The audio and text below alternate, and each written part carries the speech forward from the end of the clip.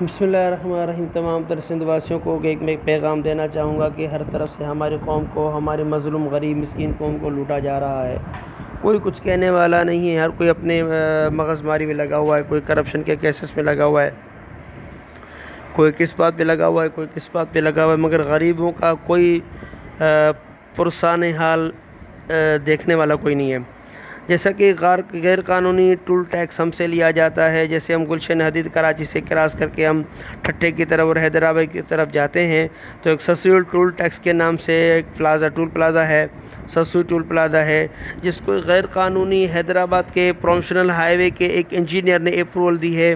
اس کے پورے عملے کو قانونی قرار دے کر، ان کو اپروول دے کر غیر قانونی طریقے سے ٹیکس وصول کی جا رہی ہے۔ کوئی کچھ کہنے والا نہیں ہے۔ غریبوں کا خون چوسا جا رہا ہے، غریبوں سے بھتا لیا جاتا ہے۔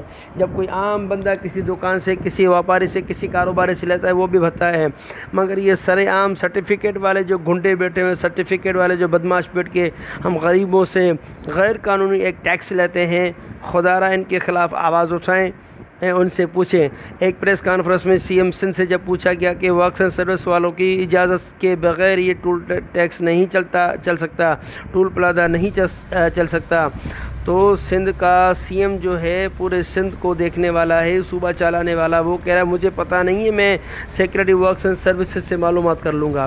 اندازہ لگائیں جو چیف منسٹر ہے اس کو پتہ نہیں ہے کہ اس کے صوبے میں کیا ہو رہا ہے، اس سے بڑی اندھیر نگری اور کیا آ سکتی ہے۔ موت بانہ گزارش ہے اس ٹول ٹیکس کو ختم کیا جائے، مہربانی۔